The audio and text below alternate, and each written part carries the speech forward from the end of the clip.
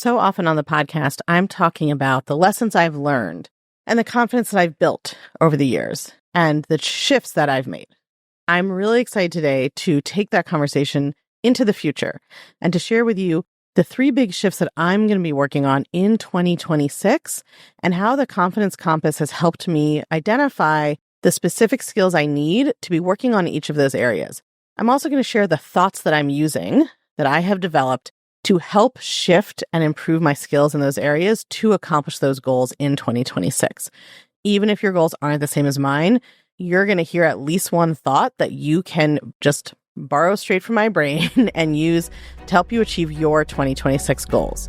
So let's get into it. Welcome to Unfuck Your Brain. I'm your host, Cara Loewentheil, Master Certified Coach and founder of the School of New Feminist Thought. I'm here to help you turn down your anxiety, turn up your confidence, and create a life on your own terms, one that you're truly excited to live. Let's go. All right, my friends, I'm really excited for this episode today. We've been talking so much about the Confidence Compass and about the 4 skills that it teaches and how to use them to grow and evolve and accomplish your goals. And so today I kind of want to put the pedal to the metal. I want to talk about what I'm going to be working on in my life and what I've already worked on. So I want to go over the way that I have built my confidence in the core areas of my life up until now. And then I'm going to talk about what 3 goals are on my horizon for 2026 and what thoughts I'm going to be using there. The reason I want to talk about some of those past examples is that a lot of you may be closer to where I started when I was doing this work or where I was 5 years into doing this work. And so when I share the thoughts that I used to make the confidence shifts I've already made, those thoughts are going to be really helpful for you. But then I also want to talk about where I am now and where I'm going in 2026 to give you some examples of how to use the Confidence Compass to identify what you want to change and how to change it. So let's start with the past decade of my life, the shifts I've made, the thoughts that got me started, and how I see it using the Confidence Compass now. Of course, I didn't have this tool then, so it was all a lot more trial and error. But in retrospect, I can see which skills of the Confidence Compass I was using and needed to use in each area. So the first shift I want to talk about is from body insecurity to body positivity. So in this case, my relationship with my body, I was really lacking self-compassion and self-belief. So those were the 2 Confidence Compass pillars and elements that I really needed. I was just always thinking critical thoughts about my body. It was probably the most common topic of my thoughts. I was constantly feeling bad about how I looked, constantly having self-critical thoughts about how I looked every time I passed a mirror, every time I passed a window, every time I saw somebody else's body, which in Manhattan is a lot of times a day. Right? It was a huge block for me in dating. It was the first thing I thought about in any room, the size of my body compared to everyone else in the room. I mean, it was just endlessly consuming. And I really shifted that to a really much freer relationship with my body. It's not perfect because perfection is never the goal and never possible. But I have such a different relationship with my body now. I appreciate it a lot more. I see it as the home that I live in. And I don't always act perfectly in my home in real life or in my body, but I have that level of respect for it. I don't see it as this object that I need to manipulate to show that I'm good enough or to make other people think a certain way about me. And I'm much more comfortable with intimacy, being naked, having sex, allowing my body to take up space, wearing a bathing suit, all the things that used to just be so clouded by the fear of other people's judgment, which was, of course, really my own judgment. So here are some thoughts that I used at the time when I was doing this work. So these are the new beliefs I was using in that self-belief pillar of the Confidence Compass to shift the way I felt about my body. The first was literally just, this is a human body. There's a way in which it's very dehumanizing when we try to make our bodies look like some supposed perfect body or like everybody else's bodies, or we just try to force them into something they aren't, right? We're treating our body like an object. And so just this is a human body, right? It was a reminder that it's not an object. It's not responsible for all my problems, right? It is a body and it's a human body, and that's what it's supposed to be. Related, I use the thought, in real life, humans come in all shapes and sizes. I thought a lot about dog parks because in New York, if you have a dog, right, you don't have a backyard generally, you take them to a dog park. And I didn't have a dog, but you pass dog parks all the time when you're walking around, and both my parents have dogs. And so been to many a dog park. And in the dog park, you just see like there are dogs of so many different species and shapes and types, right? Like you've got Schnauzers and Great Danes. And it was an easy way of seeing like it would be so wild and bizarre to think that the Schnauzer should be able to become as jacked as the Great Dane, or like the Great Dane should be able to diet their way down to being a Schnauzer. But that's how we approach bodies, like that there's one right body to have and we don't have it, and we need to somehow transform our body into the right one. So I also spent a lot of time thinking the thought, humans are like dogs, we're supposed to all look different. And I actually think it's kind of a blessing to live in New York. I mean, double-edged sword. On the one hand, you're surrounded by literal actresses and models all the time. You actually get like both things, like more evidence that there are some people who do actually look like that, but you also see so many people from so many different backgrounds and like all ages and races and ethnicities and national origins and abilities or disabilities. Like you just see so many different bodies, and it's a helpful reminder that there's obviously no way that all these bodies could or should look the same. So those are some thoughts that I used in the beginning on kind of my body image to like normalize that my body could be perfectly great, even if it didn't look like whatever was being held up as the ideal mainstream body. When it came to like sex and intimacy, because this was a big piece for me, my body image stuff was really connected to all of my dating drama, which I'll talk about in a minute.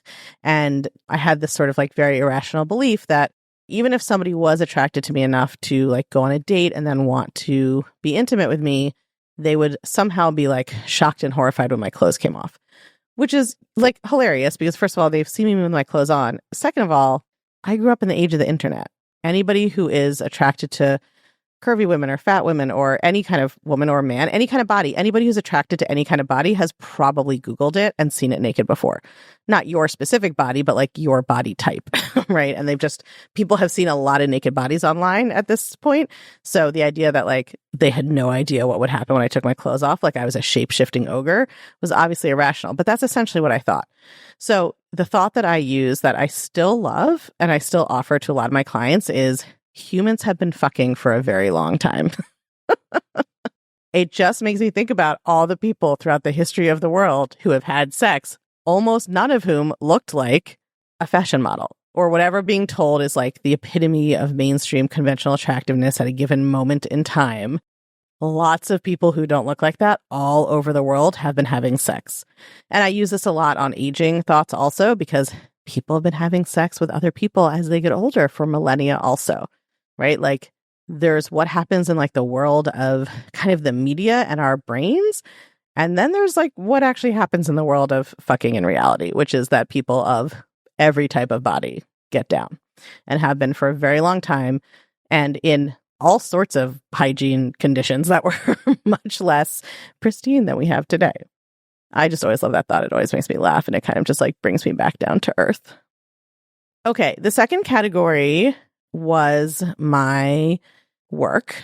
And sometimes I feel like you hear online that like imposter syndrome is all made up. It doesn't really exist. And I'm like, I don't know who you're talking about because I had like very little imposter thoughts in my legal career and academic career. Like my thoughts were literally, I don't know how I got this job. As soon as they read this thing or I say this idea or whatever, people are going to figure out that I shouldn't have this job. I'm different from all the other people who have this job. Like they deserve it. They're good at it. I don't know what I'm doing. So I really had like very classic imposter syndrome. And then I left my legal career and I became an entrepreneur where it wasn't really imposter syndrome. I actually literally did not know what I was doing. Like in the legal field, you could argue I did know what I was doing and I was just having brain drama. As an entrepreneur, I did not know what I was doing. So I really needed a lot of thought work here, obviously. And in this area, it was really self-belief that I was really focused on. So in that body positivity example, I was really lacking self-compassion and self-belief. And in my work, it was really a lack of self-belief, like plain and simple. And so the beliefs that I used they were different between academia and my legal career. So in my legal career, and even those of you who are not lawyers, I think there's probably a way that you can adapt this. I had all of this anxiety about like getting feedback, right? So my judge having comments on a memo or a draft of an opinion, right? Or the lead litigator on a case having feedback about my pleadings, or, when I was on the legal academic track, like the law professors reading my law review article, having feedback and opinions about it or not agreeing with it. I had like so much drama about that happening. And I was so afraid of that happening because I thought that was going to confirm that I was bad at my job and I didn't know what I was doing. And of course, that wasn't true. And one of the thoughts I used was academia, or being a clerk or whatever part of legal job I was in. The whole point of it is that nothing is objective and everything is a matter of opinion and argument. So the idea that you could give a law review article to a bunch of other professors and that they'd have nothing to say about it, that anybody would ever just be like, perfect, no notes, is completely bananas, right? The entire purpose of the profession is to disagree and argue and critique arguments, because it's all subjective opinion and interpretation and debate. So that was one thought I used there. When I became an entrepreneur, and obviously like I cannot give or even remember all of the thoughts I used in all these areas, so I'm just trying to give you guys like little samples. When I went into business, sounds very old-fashioned. When I became an entrepreneur, when I started my business, there were two thoughts I used all the time. One was, I just need to keep trying things. I didn't fully sidestep perfectionism and paralysis. I definitely had some of that, especially in the beginning. But I really absorbed and adopted the belief that I just have to try things to figure out what works. I mean, I practiced that belief a lot because I came in, of course, thinking I need to know what the right things to do are. And if I just do the right things in the right order, then I will succeed and be happy ever after. And I'll never have to fail or feel embarrassed or feel frustrated or not know what I'm doing, right? Or feel dumb or whatever else. That was not really an option. And so I really practiced the belief that all I have to do is keep trying things. If I keep trying things, I'm going to succeed. The other thought I use, which is a little less PC is not the right word, but it's a little edgy, was dumber people than me have figured this out. I just found that really reassuring. I think even though I had imposter syndrome, I did think that I was smart. And I used that when I took the bar exam. Like when I took the bar exam, one of my thoughts was, dumber people than me have passed the bar. Whatever it is in New York, 85% of people who went to an accredited law school pass on their first try, and I was just like, I'm not going to be in the bottom 15%. I may not be in the top 15%, but I'm not going to be in the bottom 15%. And so same thing in figuring out being an entrepreneur. I was just like, I have a good brain, even though it's not always reliable. I do think I'm smart. And like, there are people dumber than me that figured this out. So I think I can do it. And that really helped. So body insecurity, work. A third category was my dating and love relationships, right? I went from dating disaster to happily married. And in this area, what I was actually lacking was self-awareness. Yes, I had to change thoughts and be nicer to myself, all of that. But really the core issue was self-awareness. I didn't realize how emotionally unavailable I actually was. I was someone who thought that I was very emotionally available, by which I meant I really wanted a partner. But I was actually totally emotionally unavailable because I didn't want a partner in a way that was about true like intimacy and supporting and loving someone else and being there for them.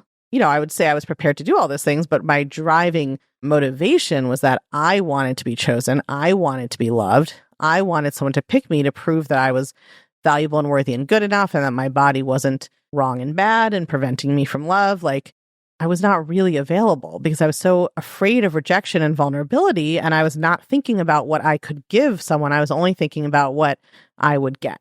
So I was not self-aware at all, but I thought I was really self-aware. I thought that I really understood who I was and what I wanted, and I was just totally wrong. So thoughts that I used in my dating life, some of my favorites were, one of the things my brain always told me was that because of like, I was a feminist and I have a strong personality and I'm living in a fat body and I'm an entrepreneur and successful and probably make more money than whoever I'm going to be with, that there just wasn't anybody who would want like all of those bad things, basically, or like it was unusual at least. And so one of the thoughts I used was, it's okay if what I want is rare because I just need one person. And, listen, some of us are non-monogamous. Maybe we want 2 or 3 people, but still, it's a very small number out of all the people in the world. And people in the world are attracted to all different kinds of things. So it just wasn't really credible to believe my brain when it said that nobody that I could possibly like would be interested in what I had to offer. So that kind of went back to like, I just got to keep trying. Like, I haven't found that person yet, but there has to be someone. Another thought that I used was, there are people with my body type who find love, right? That's an example I've probably given on the podcast before. When I was really just starting this work on dating, and like I said, it was very connected to my body image, I really practiced the thought, some fat women find love. And, there are people with my body type who do find love. It's very objective. It's not even about me, but it's expanding my idea of possibility. As I evolved in this journey, the thought that I really had right before I met my husband was, I know how to love people and I am loved, and there's nothing special about romantic love. Right? I've talked before on the podcast, I think, about the big shift that led me to be able to be with my husband. It was like releasing this fixation on one certain kind of love being so different and something that was going to change my life and had to rescue me from all of my negative thoughts and feelings, and like seeing how much I already was loved and how much love was in my life, and like decentering really romantic love as this, game-changing thing that would change everything. And then, of course, that's when I was actually able to be emotionally available, tolerate the early disappointments and confusions of early dating, right, to actually be in my relationship. My edgiest thought on this, and this is a heterosexual thought, so you can adapt as needed for whoever you date, but this was kind of a middle thought. I would say I started with, there are fat women who find love, right? I ended with like, I know how to love people. I already have so much love, and romantic love is just the cherry on top. But in the middle, one of my favorite thoughts was, having a penis live in my house is not going to change my fundamental experience of existence. Now, obviously, I'm not out here trying to objectify men. They are more than their body parts. My husband is more than having a penis in my house. But there was just something really funny about it that helped me see that I was like putting my entire worth, value, and happiness on whether like a person with a certain kind of body that was different from mine lived in my house with me. So again, like some of these like edgier thoughts, they are just that bit of like almost absurdist humor that helps you see like how you are clinging to unhelpful thoughts that are kind of ridiculous. Okay, 2 more categories in terms of the work that I have done and the thoughts that I did use, and then we'll talk about 2026. My family life. I had a lot of family drama, and I didn't understand at the time that it was because I didn't feel confident in myself. And so the pillars that were at issue here were really self-compassion and self-awareness, both of those. So with self-awareness, I really thought my family was the problem. And I had no idea that it was actually my job to have my own back about my own opinions and decisions and needs. So I needed self-awareness. My self-awareness was lacking, but also my self-compassion was lacking, because the whole reason that I was so sensitive to everything that happened in my family interactions was that I didn't really have my own back and my own compassion and my own support in terms of like my opinions, my decisions about how I want to live my life, my emotional desires or needs. Like I didn't have my own back. And so I was constantly easily triggered and blamed them, when the truth was I really needed support from myself to feel totally allowed and permitted and justified in having my own thoughts and opinions, my own desires, my own way I wanted to live my life, my own way I wanted to have these relationships, like what I was available for, what I wasn't available for. That was all really my job. But I needed self-compassion to accept myself in order to see that. And then the last one I want to share from the past was financial fear, scarcity, shame, right? Moving to abundance and belief in my ability to create money. And in this area, I was lacking both self-belief and also self-actualization. So self-belief, kind of straightforward, right? I believed that I was bad with money, that I was frivolous with money, that I didn't know how to make money, all of those kind of thoughts. And like, I think I shared in a recent newsletter, these things still occasionally come up. Like we're contemplating renovating this old farmhouse that we bought on a creek upstate because it is not usable, has like only one door internally, no bedrooms with doors, which is, it turns out when you don't have doors on bedrooms, you realize why people invented those. So it's like things like that, like it needs a new roof and whatever. So we're thinking about renovating it, and I'm having like, I still sometimes have thoughts about irresponsibility and money and stuff come up. This stuff doesn't always fully go away. You just keep working on it at the next level. But in the past, I, had that about everything. Like my whole story was that I was bad with and irresponsible with money. And I was also lacking self-actualization because I had this very like passive idea about money and my involvement in how I got it, basically, right? I had a not self-actualized relationship with money. It's like I didn't even think. Like I didn't think I had any control over it. I didn't think I had any say in whether I had it or not. It was sort of this like money happened to me, right, outside of my control. So thoughts I used were, one of the earliest ones, because I had a lot of programming having come from the social justice world about like money being bad and wanting to make money being bad, being an entrepreneur and wanting to make money and caring about making money, meaning you're a bad person, which is like all well and good unless you decide to become an entrepreneur yourself. And then that's a problem, those thoughts. So one of the thoughts I practiced all the time that was so helpful was, money is a tool, and any tool can be used in ways that help or harm. Fire, a hammer, whatever. Like a tool can be used to build or to break. It can be used to warm or to burn down. And money is just a tool that different people use in different ways. And just because some people use it in ways that I think are harmful or don't align with my values doesn't mean the money itself is what's inherently bad. Another thought I used is that money is always flowing and always circulating in and out, because I think the tendency is to want to either spend it all. Some people have a problem where they don't feel comfortable holding money, and so they spend whatever they have. And then some people don't feel comfortable spending money and they hoard it to try to feel safe. But thinking of money as always flowing and circulating in and out really made it feel less like this one pile of coins that we're all fighting over. One of the thoughts that I also used when I was working on this transition from like being in social justice to being an entrepreneur, and I had drama about charging for my services, right?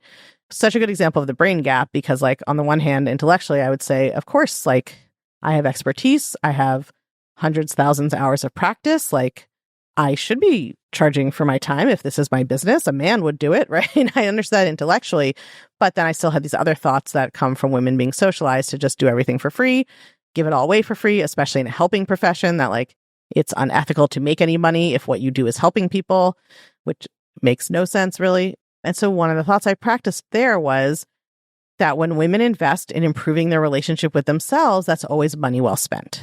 And that when people are investing, when women especially are investing in improving their relationship with themselves, that usually is the money they would have spent on all the things we're sold to try to fix or improve ourselves that don't make us feel any better. So if somebody comes and spends their money on coaching instead of a plastic surgery treatment, again, I'm not saying you're bad if you have plastic surgery. I'm just saying like if you are getting plastic surgery because you've been conditioned to believe that it's not okay to look like you age, and you spend money on accepting yourself and building a relationship with yourself instead, that's the best investment that you can make. So just thinking about, why do my clients invest in coaching? What are they getting out of it? And seeing how, if that's aligned with my values and what I want to offer the world, and I believe it's in their best interest, then that is an ethical transaction. So those are the thought shifts that I used on my journey. We're going to take a quick break. And then after that, I'm going to talk about my 3 goals for 2026 and the confidence compass skills and thoughts that I'm going to be using to advance those goals.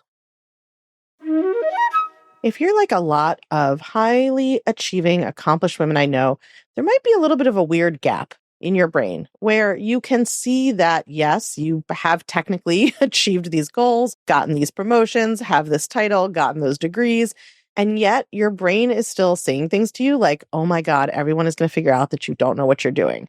Or even after everything you've done, if this is a bad idea or that brief isn't good or you lose that case or this patient doesn't like you, it means you're a fraud.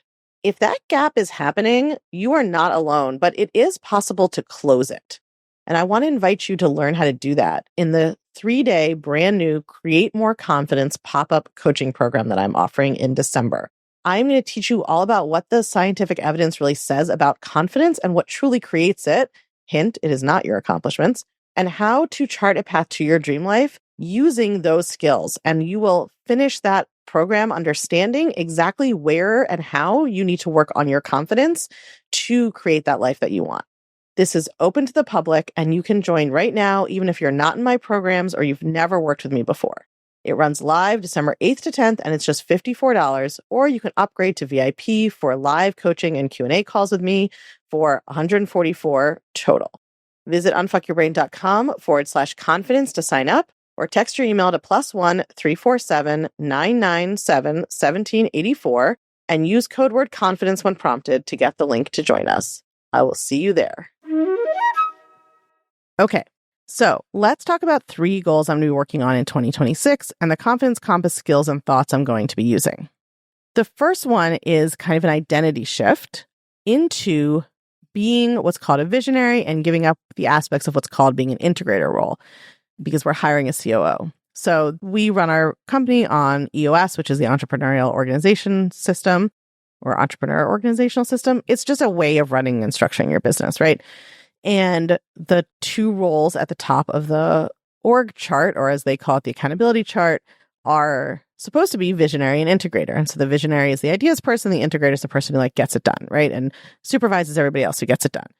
I have been really in both of those roles. I've had wonderful support from my team, but I have really still been kind of straddling both those roles for now almost 10 years I've had this business.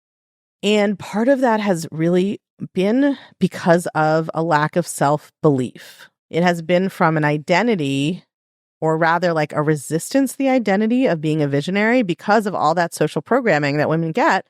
That's like, well, don't think you're too good, or don't put yourself up there like that, right? Don't be too big for your britches. Don't think too highly of yourself. Be humble. Don't be arrogant. So identifying as a visionary, it still feels uncomfortable.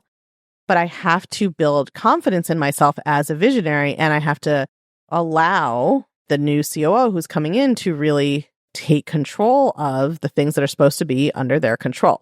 So I'm working on this identity shift, and I think it requires self-belief and self-actualization. I have to believe in this new identity, but I also need to align my actions with it. Now, obviously, always our actions are always part of what we're doing, but there are some growth areas in which we're really focusing on the thoughts first. There's some areas in which we're really focusing on the feelings first. In this area, I'm going to be really focusing on the thoughts I need to be thinking, and then really kind of being accountable to myself that is what I'm putting on my calendar matching, right? These thoughts and this commitment, that's self-actualization, how I actually show up in the world. Am I getting involved in things in the business that I don't need to be involved in, right? So here's thoughts I'm using. I am a visionary. Just because it feels uncomfortable to say it doesn't mean it's not true. I have created this entire body of work and intellectual property, and I do have a vision. I had a vision for how to bring intersectional feminism into the coaching world, and I've done that. I have a vision for where my business can go next. I have a vision for my next body of work. That's being a visionary. Saying I'm a visionary doesn't mean I think I should get the Nobel Prize, but notice how I'm even as I'm recording this, my brain is make sure you qualify it. So I'm going to be working probably in the later part of the year on not qualifying it. Right now, I'm just working on that first thought. I am a visionary. Other thoughts I'm using are, the more I'm in my zone of genius, the more the business grows. And there are people out there who can grow my business better than I can. And I mean on an operational level. This is a good example, by the way, of how thoughts are not one size fits all. If you're just starting out and you need to build your confidence that you can create a business, believing, oh, everybody else out there would do it better than me, or I should hire someone to do this because I don't think I can do it, are terrible thoughts for you. For me now at this stage, I've proven I can do it. And now what I need to believe is that someone else can do it as well or better than me, so I can step out of that part of the role. And the last thought I'm using is, the more space I have, the more growth I create. The second goal that I'm working on for 2026 is some habit change stuff around movement and chronic pain. And I'm discovering that, shockingly, I have a lot of black and white thinking around it. Who would have guessed? So I have to build confidence that my brain and body can experience positive change in this area, and that I can be kind of mobile and active in different ways with less pain. And so that involves self-awareness, because I need to really become more honest with myself about the black and white thinking I have and the ways in which my thinking is creating my returns in this area. But I also need to really involve the second pillar as well, which is self-compassion, because my body has a lot of reaction to and gets easily activated by certain kinds of movement and sensation. I was always very sensitive and has been more sensitized over time. And so beating myself up or having critical or negative thoughts about my body or myself is obviously not going to help. So those are the two pillars I'm really focusing on in this area. And so here are some of the thoughts that I'm using, that I'm working on.